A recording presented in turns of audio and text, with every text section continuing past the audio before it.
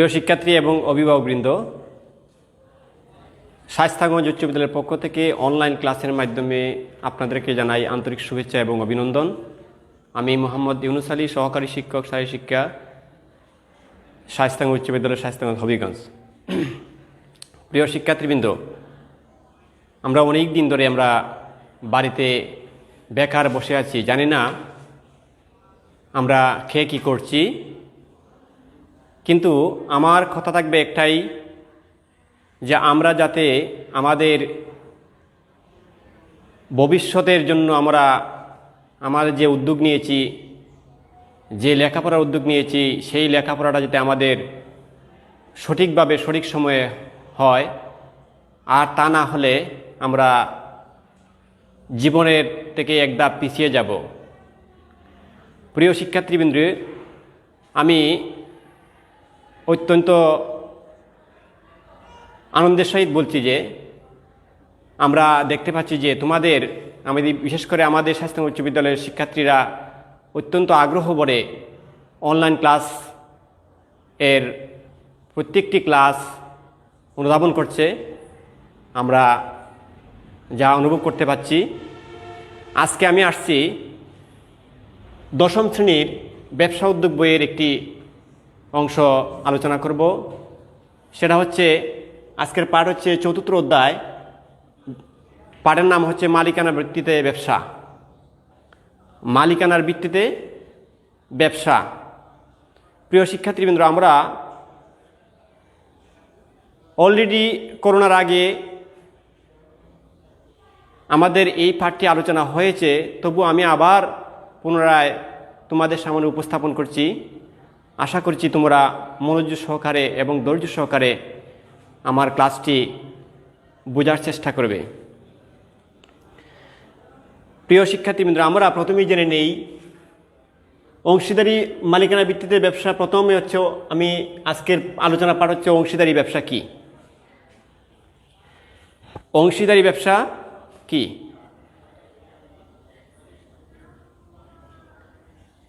আমরা সাধারণভাবে বলতে গেলে বুঝতে পারি যে অংশীদারি ব্যবসা হচ্ছে দুই বা ততোধিক ব্যক্তি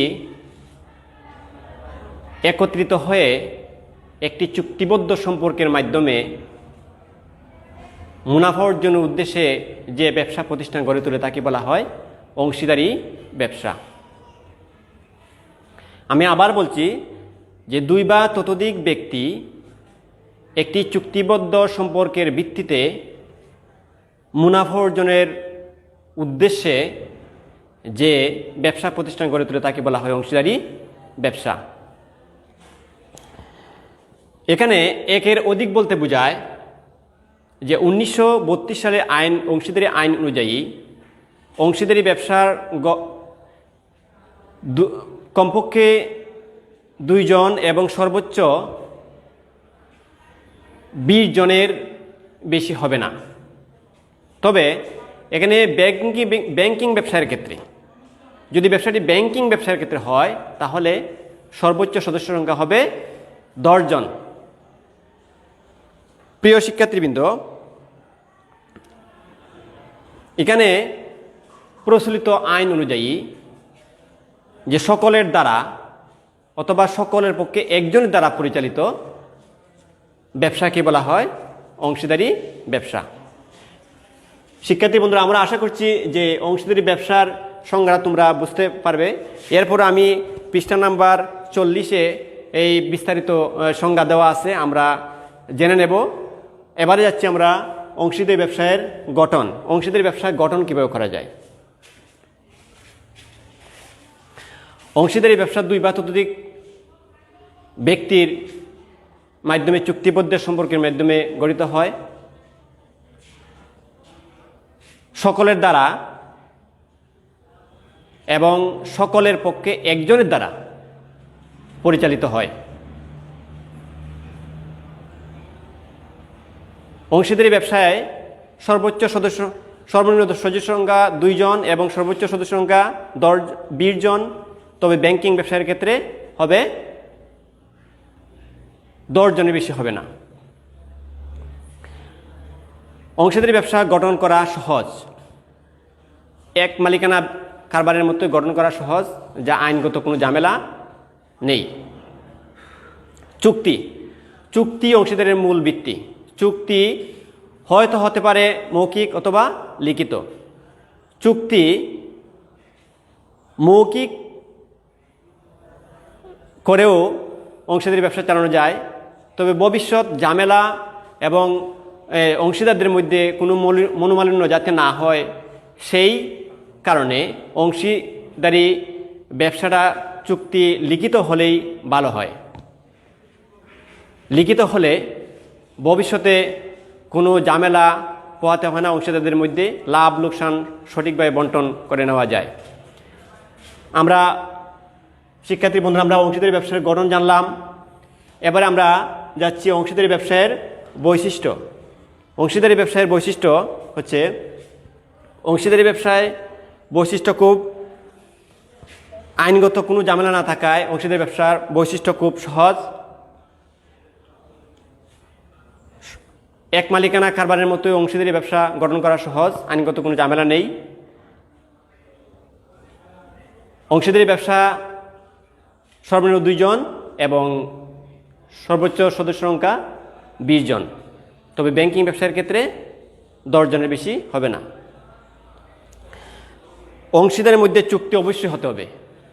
চুক্তি থাকলে অংশীদারি ব্যবসায় চুক্তি থাকলে অংশীদারদের মধ্যে কোনো ঝামেলা পোহাতে হয় না। তারপর আছে আমরা জেনে নেই পারস্পরিক আস্থা।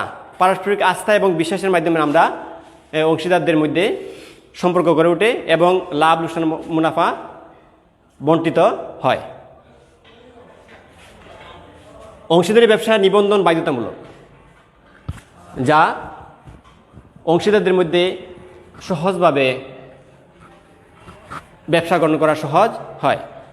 শিক্ষার্থী বন্ধুরা আমরা আজকে অংশীদারি ব্যবসা কি জানলাম, অংশীদারি ব্যবসার গঠন সংক্ষিপ্ত আকারে জানলাম, অংশীদারি ব্যবসার বৈশিষ্ট্য সঠিকভাবে জানলাম এবং আমরা বিস্তারিত আরও জানব যে বইয়ের মধ্যে অবশ্যই আছে।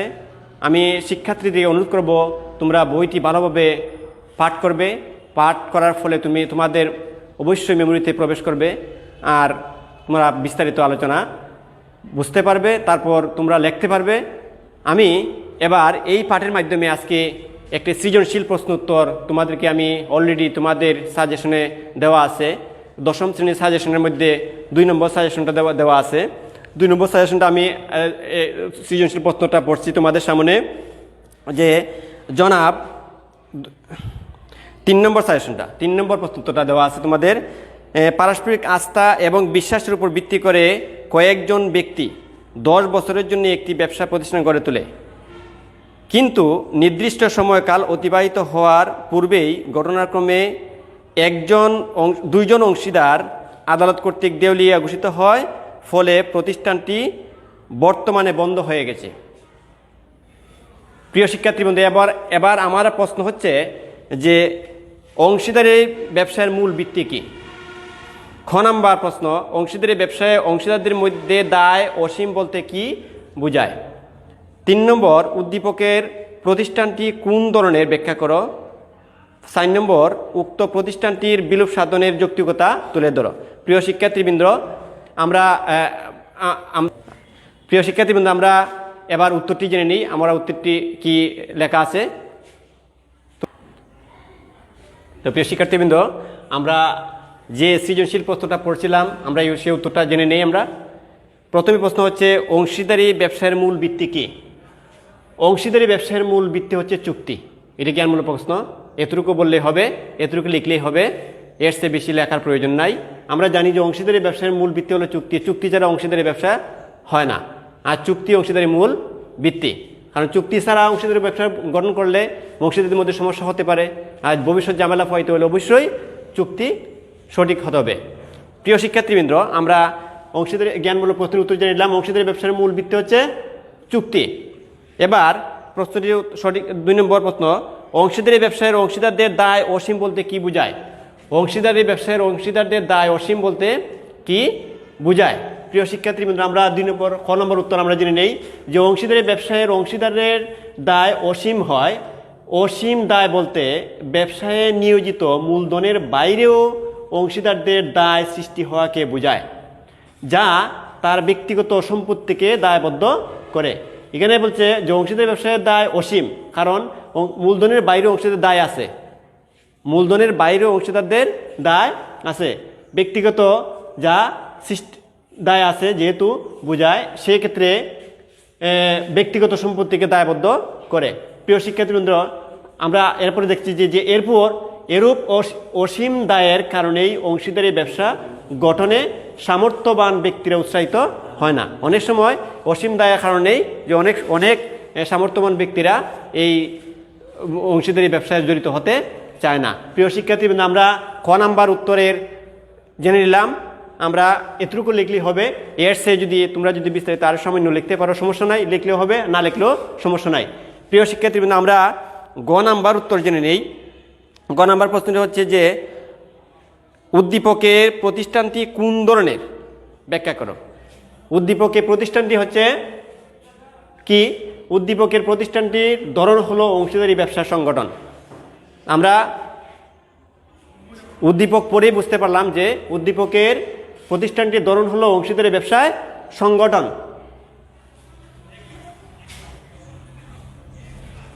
ব্যবসা সংগঠন মুনাফা অর্জনের উদ্দেশ্যে দুই বা ততোধিক ব্যক্তি চুক্তিবদ্ধ সম্পর্কের মাধ্যমে গঠিত এই ধরনের ব্যবসা প্রতিষ্ঠান। মুনাফা অর্জনের মাধ্যমেই দুই বা ততোধিক মধ্যে এ প্রতিষ্ঠানটি গড়ে উঠে, সর্বনিম্ন 2 জন এবং সর্বোচ্চ 20 জন। আবার ব্যাংকিং ব্যবসার ক্ষেত্রে 10 জনের বেশি হবে না। তো উদ্দীপকের কয়েকজন ব্যক্তি নিজেদের মধ্যে আস্থা ও বিশ্বাসের ভিত্তিতে পারস্পরিক সমঝোতা পূর্বক 10 বছরের জন্য একটি ব্যবসা প্রতিষ্ঠান গড়ে তোলে। যেহেতু দুই বা ততোধিক ব্যক্তি মিলে আস্থা ও বিশ্বাসের এবং পারস্পরিক সমঝোতার ভিত্তিতে ব্যবসাটি গড়ে তুলেছে, তাই বলা যায় উদ্দীপকের প্রতিষ্ঠানটি অংশীদারি ব্যবসা। প্রিয় শিক্ষার্থীবৃন্দ, আমি আশা করছি তোমরা বুঝতে পারছো। আরও বিস্তারিত লেখা যায়, তবে এতটুকু লিখলে হবে। যদি পারো লিখতে পারো, সমস্যা নয়, বইয়ের মধ্যে বিস্তারিত আছে। তোমরা আরও সুন্দর করে সাজিয়ে গুজিয়ে সুন্দর করে আনসার করতে পারো। সাজিয়ে গুজিয়ে লিখলে আরও মার্কস পাওয়ার সম্ভাবনা বেড়ে থাকবে। আমি সংক্ষিপ্ত আকারে তোমাদের বোঝানোর জন্য এই উত্তরটি সংক্ষিপ্ত আকারে লিখলাম। আশা করি তোমরা বুঝতে পারছো। 3টি প্রশ্নের উত্তর জানিলাম। আবার 4 নম্বর প্রশ্নের উত্তর। যেমন প্রশ্নটা হচ্ছে উক্ত প্রতিষ্ঠানটি বিলোপ সাধনের যৌক্তিকতা তুলে ধরো। উক্ত প্রতিষ্ঠানের বিলোপ সাধনের যৌক্তিকতা তুলে ধরো। তা আমরা উত্তরটা কি দেখি, যে উক্ত অংশীদারি প্রতিষ্ঠানটির বিলোপ সাধনের যৌক্তিকতা বিদ্যমান, যে কোনো সময় বিলোপ সাধন হতে পারে। অংশীদারি ব্যবসা নির্দিষ্ট সময়ের জন্য বা নির্দিষ্ট কাজ সম্পাদনের লক্ষ্যে প্রতিষ্ঠিত হয়। 1932 সালের অংশীদারি আইনের 39 দ্বারা বলা হয়েছে যে সকল অংশীদারদের মধ্যকার অংশীদারি সম্পর্কের বিলোপ সাধনই হচ্ছে অংশীদারি ব্যবসায়ের বিলোপ সাধন। যে 1932 সালের আইন অনুযায়ী বলা হয়েছে, 39 দ্বারা বলা হয়েছে যে সকল অংশীদারদের মধ্যকার অংশীদারি সম্পর্কের বিলোপ সাধনই হচ্ছে অংশীদারি ব্যবসায়ের বিলোপ সাধন। আবার 1932 সালের 42 অংশীদারি আইনের 42 দ্বারা বলা হয়েছে, 42 দ্বারা বলা হয়েছে অংশীদারি চুক্তিতে যে কোনো কারণে বিলোপ সাধন হতে পারে।